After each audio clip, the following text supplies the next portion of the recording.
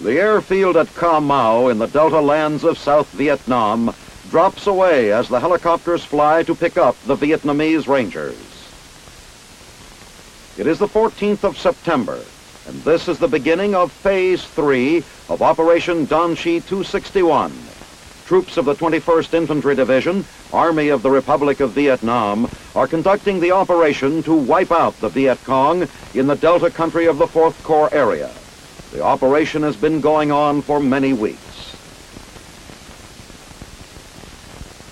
Helicopters of the U.S. 13th Aviation Battalion are providing direct air support, transporting the troops and flying fire team missions. Below is the Nam Chom Forest, some 200 kilometers southwest of Saigon. The Viet Cong are strong here. In the rice fields on the edge of the swamp and forest, the Vietnamese Rangers get off and begin filing into the enemy-held territory. Moments later, a second wave of choppers comes in and more Rangers stream across the fields. In the skies above, Army airmen scrutinize the battle zone and gunners strafe suspected enemy positions. More than once, there is answering ground fire.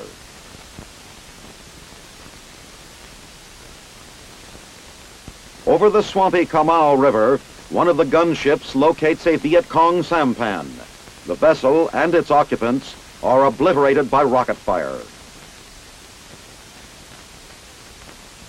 Finally, the helicopters head home to rearm and refuel. 1 week later, General William C. Westmoreland comes to the helicopter base at Con Tho. On this occasion, at the battalion's headquarters 180 kilometers southwest of Saigon, the commanding general of U.S. forces in Vietnam is to present the Valorous Unit Award to the 13th Aviation Battalion, which is supporting the Vietnamese Rangers in Operation Don Chi. Already the most decorated American aviation battalion in Vietnam, the 13th receives a new streamer for the battalion flag.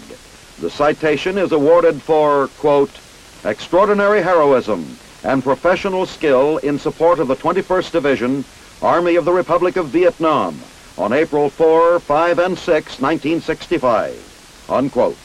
The unit's commander, Colonel Jack T. Dempsey, receives the document on behalf of the battalion. Following the presentation, the men of the 13th, the only American Army combat unit in the Delta region, hear a personal commendation for their numerous outstanding combat missions performed in support of the Vietnamese 4th Corps Army Rangers. Then, General Westmoreland bids them continued success. Phase 4 of Operation Don Chi 261 gets underway on 24 September as the ARVN 41st and 42nd Ranger Battalions resume their counterinsurgency campaign in the Delta. At the Ca Mau airstrip, the U.S. helicopters are loaded and boarded by the Vietnamese troops. Soon, the friendly forces are airborne toward their objective in the swamps 20 kilometers south of Ca Mau. Gunships lay down suppressing fire along the perimeter of the basic objective. In the region below, the Viet Cong have established training and staging areas. Reports indicate a concentration of the enemy in this sector. Rangers of the 41st Battalion are delivered to the landing zone and immediately strike out for the presumed enemy positions in the swamps ahead. With armed helicopter support overhead, the ARVN troops advance with confidence. The Rangers of the 41st Battalion sweep into the swamp in two converging forces. Helicopters block the enemy exodus. In a day-long battle, which rages back and forth in the swamps, the Rangers exact a heavy toll in Viet Cong killed and weapons captured. Armed helicopters accounted for still more of the enemy dead.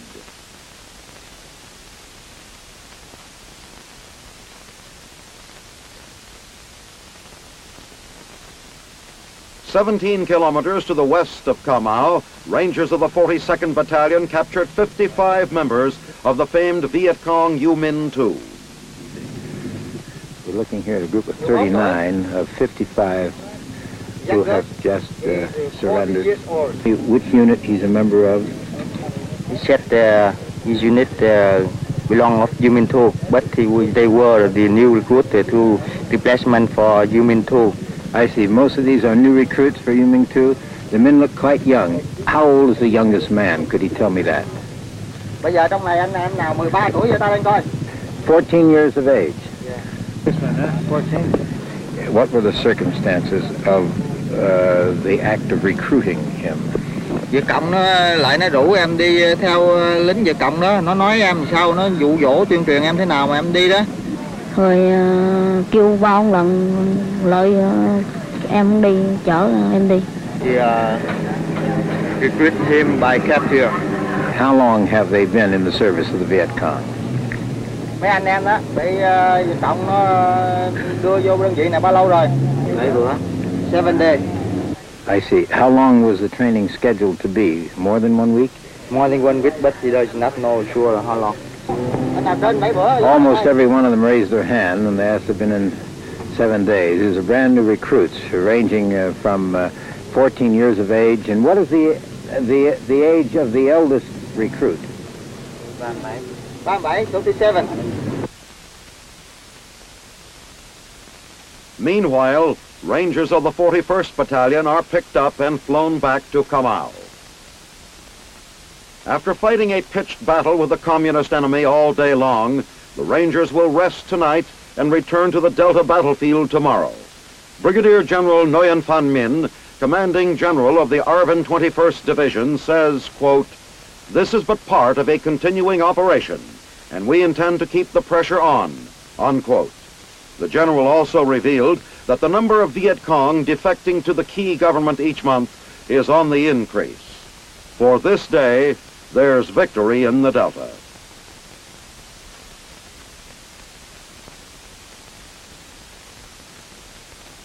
Elements of the 196th Light Infantry Brigade, recently arrived in Vietnam, prepare to launch a search and destroy operation on the 17th of September.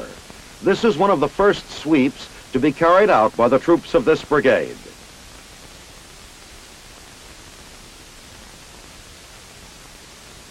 Taking place near Tay Ninh, approximately 80 kilometers northwest of Saigon, the operation is aimed at locating and destroying Viet Cong fortifications here in the rubber plantation country of Tay Ninh province.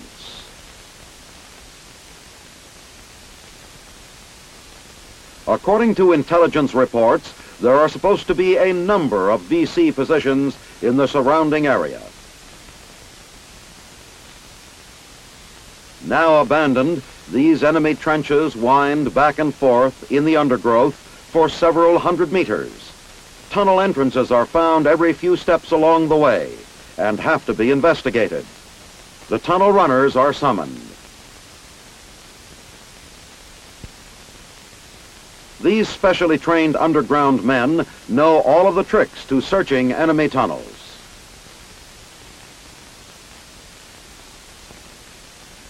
They reappear in short order. A discarded submachine gun clip and some Viet Cong propaganda literature are all that remains in the tunnel complex. These items quickly brought out by the tunnel runners. It is the first time these troopers have seen such enemy propaganda material. Unit commanders order the tunnel complex destroyed so the Viet Cong will not be able to use these facilities again in the future. The men take cover and the diggings are blasted. Following the incident of the trenches and tunnels, the infantrymen move on until they reach an open field. Here, they are fired upon by snipers. Locating the source of enemy fire, some of the troopers scurry off to flanking positions from which they return the riflemen's fire. The sniping stops. It is discovered that the Viet Cong sniper has been killed. The dead enemy is the first confirmed kill for the 196th here in Vietnam. Then the men move out and the operation goes on. At Tuy Hoa, a unit of the 101st Airborne gets ready to escort an artillery convoy along the stretch of Highway 1 to the north, known as Route Purple. The convoy of munitions and supplies is headed for Tuy An, 45 kilometers away.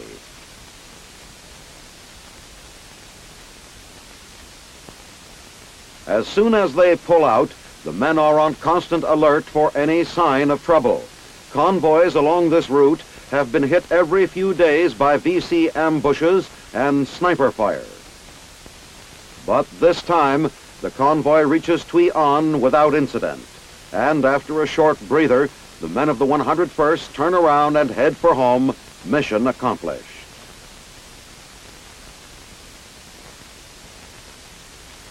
In another operation, an engineer mine detecting platoon of the 101st cautiously sweeps the same area.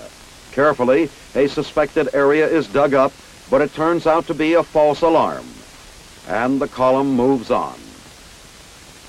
This time, however, it's for real. A charge is placed atop the mine, the fuse set, and the area cleared of personnel. The charge is detonated. Further on, as the engineers link up with a convoy of trucks waiting a clearance, snipers open up with automatic weapons. Anti-tank and artillery support from the rear is immediately called in.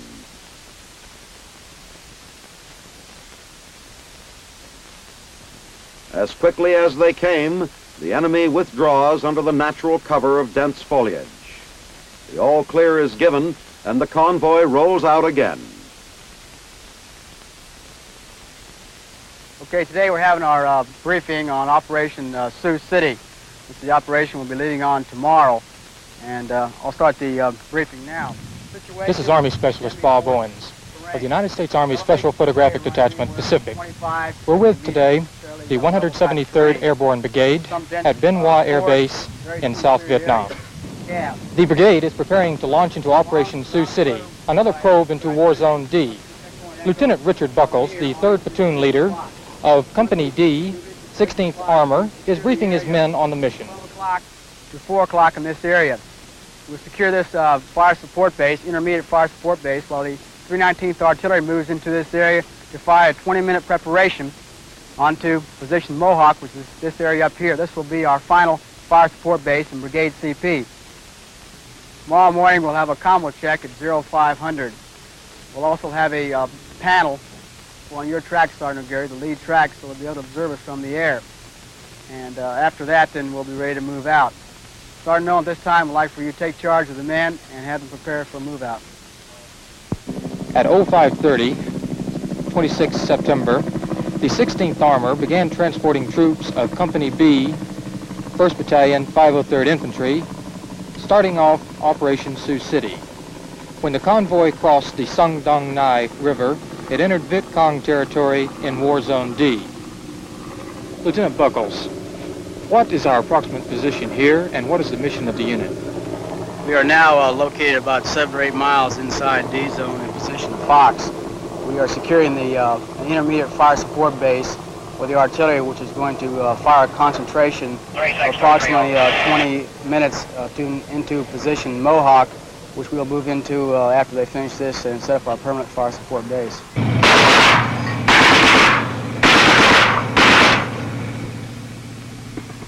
As it prepares to move out from Checkpoint Fox, the convoy comes under sniper fire. This is answered immediately. Afterwards, the APCs turn their big 50s on the heavily mined road ahead, blowing a path through them, and the convoy moves on. 7 September. It's moving in week for the main body of nearly 4,000 troops of the 11th Armored Cavalry Regiment, arriving at Bien Hoa Airfield. C-130s have flown them from their debarkation port of Vung Tau, and now these men of the Black Horse Regiment will be transported by bus to their temporary base camp at nearby Long Binh. At the base camp, the new arrivals join the 400-man advance party and move into their tent city. Refreshments are the first order of the day, served refreshingly by a young lady from the Red Cross. Another welcoming touch is provided by the Red Cross as the young lady collects messages to be sent via Mars to relatives back home. Now the new arrivals get to work. Under the protection of armed security guards, a detail fills sandbags for area fortifications. Others emplace the sandbags around newly built bunkers. A converted oil truck provides the essential water supply for the camp. Chow is a welcome break in the work routine. Compliments of the mess sergeant. The new arrivals are kept on their toes by alert drills. The men climb aboard their personnel carrier. The gunner stands ready and alert, and the APC pulls out.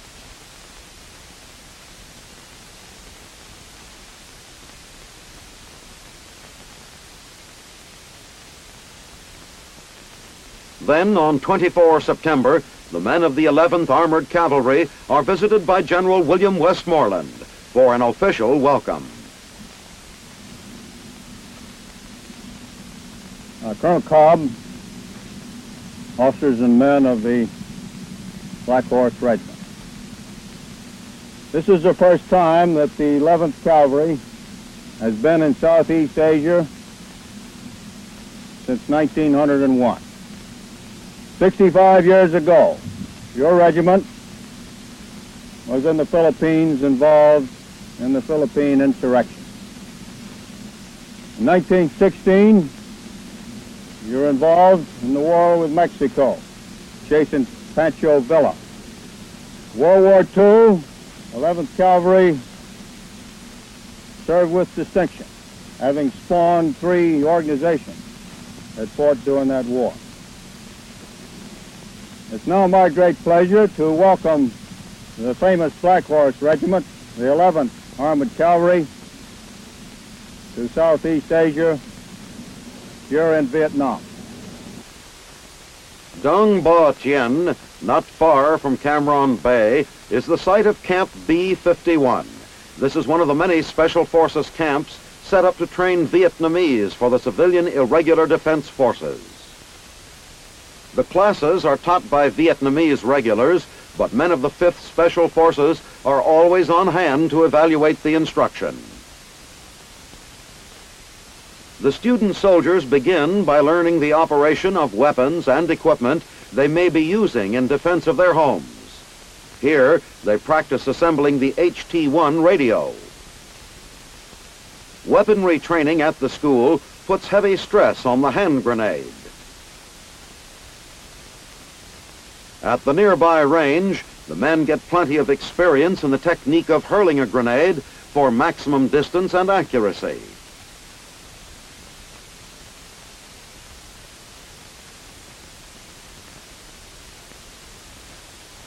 They find it a potent weapon and quickly learn to take cover after cutting loose.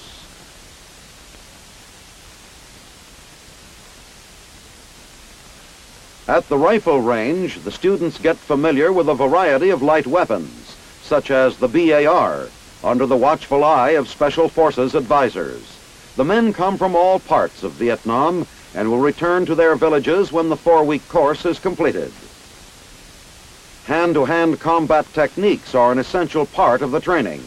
The men are not only taught to fight, but also how to fall without injury or loss of control. These men were chosen for training because they are already leaders in their villages and will be better able to pass on their knowledge to others. In the last phase of training, the students begin field exercises. The purpose of this river crossing is to teach them how to keep their weapons and clothes secure in their ponchos. Starting to look like veterans, the men learn to camouflage themselves for a simulated ambush against aggressor forces. When these Vietnamese return to their villages, the VC may be in for a surprise. On 15 September, the initial elements of the 1st Philippine Civic Action Battalion arrive at Tay Ninh Airfield, 130 kilometers northwest of Saigon. A Vietnamese Army band strikes up a welcome as the men march from their C-130s to a nearby reception area. On hand for the occasion is General William C. Westmoreland, accompanied by city and province officials who will work with the unit. The 2,000-man battalion will be concerned exclusively with civic action projects throughout Tay Ninh province. A crowd of girls waits to shower the troops with garlands of flowers in a traditional Vietnamese welcome.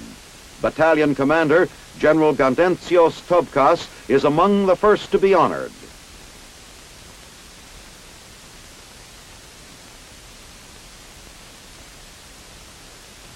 After the ceremonies, the garlanded troops move out to board a fleet of waiting trucks and begin their assignments.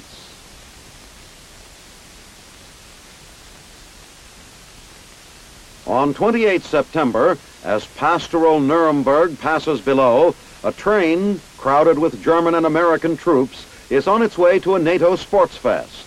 In this realistic exercise, a plane plummets into it, exploding the engine and the first two cars.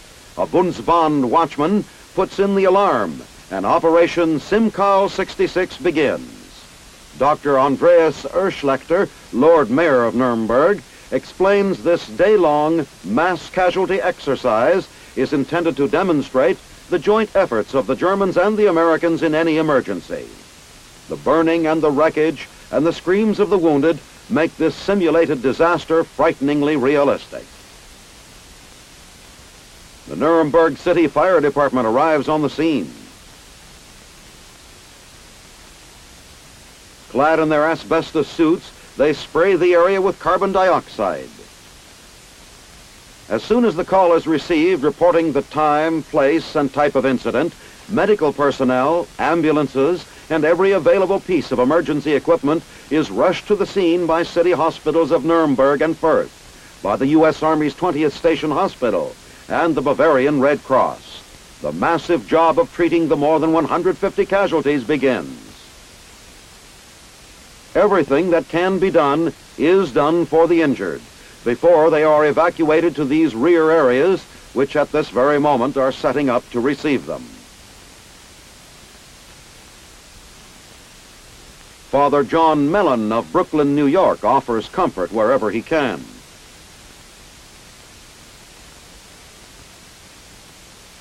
This bus ambulance of the U.S. Army's 549th Medical Company can carry as many as 26 patients. In addition to its distinguished military history, the 549th has participated in many civic affairs.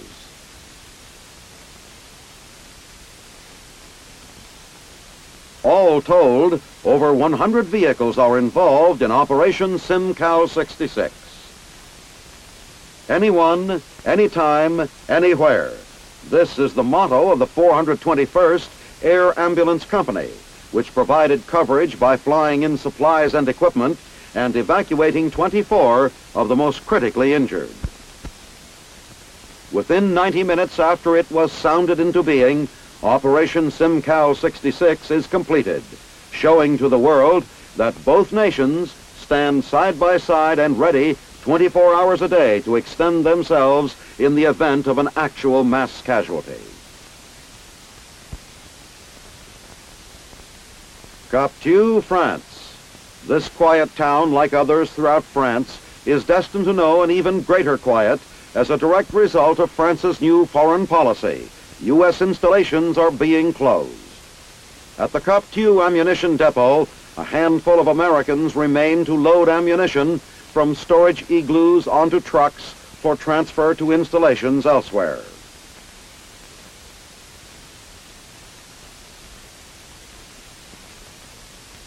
Despite the heavy investment that has gone into them, these buildings may never be completed.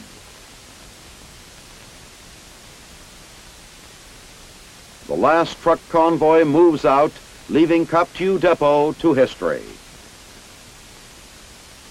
At Bracon, The story is the same.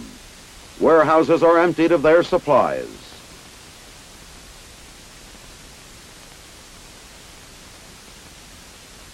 At the commissary, equipment is dismantled and removed. Heavier materials such as tank transmissions or jeeps are loaded onto flat cars. The loaded trains head east.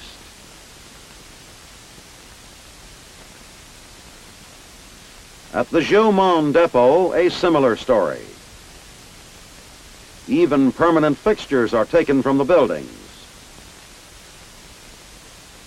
And at Rochefort, boats and assorted craft belonging to the United States are being moved to ports outside of France. Croix-Chapeau was the site of an army hospital. Patients and personnel have all departed. At Boussac, once a bustling depot, all that remains are a few POL tanks. A lone guard and his dog replaces hundreds of French employees. For the people of France, the American soldier has gone. President Lyndon B. Johnson arrives at Fort Campbell, Kentucky, to present military awards for heroism to Vietnam veterans. The president, accompanied by Mrs. Johnson and their daughter Lucy, is greeted at the airfield. Major General Ben Sternberg, commander of the 101st Airborne Division, is host to the president. A 21-gun salute for the commander-in-chief. The president troops the line of the 101st Airborne, along with Army Chief of Staff General Harold K. Johnson and General Sternberg.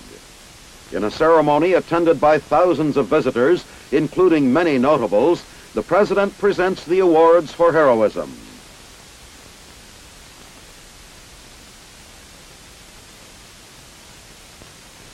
The president then witnesses a demonstration by the men of the 101st. The show includes a demonstration of airborne firepower as part of an air assault under simulated battle conditions.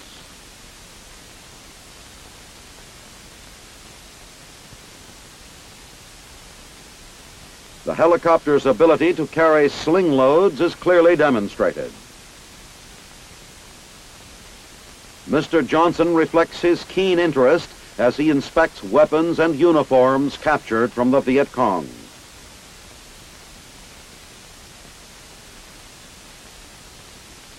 The highlight of the day is the president's speech to the assembled throng. I speak to you now as the Commander-in-Chief of the best military force our nation has ever placed on the field of battle. 300,000 young Americans, better trained, better equipped, better supported than any who have borne our colors of the past, are now engaged in combat in faraway Vietnam. Great fighting units have been writing military history out there as they did a generation ago in Europe and the Pacific. The 1st Infantry Division, the big red one, the 1st Air Cavalry, the 25th Infantry Division, the 173rd Airborne Brigade, and the 101st Airborne Division.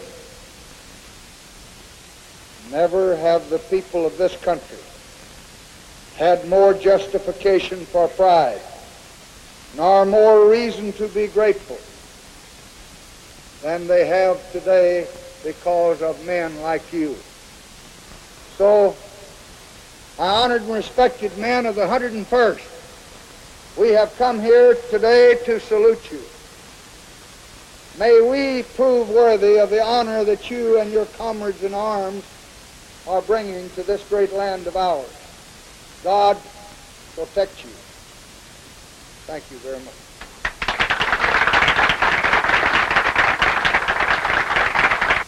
Later, the president and his family visit with the disabled veterans of the fighting in Vietnam.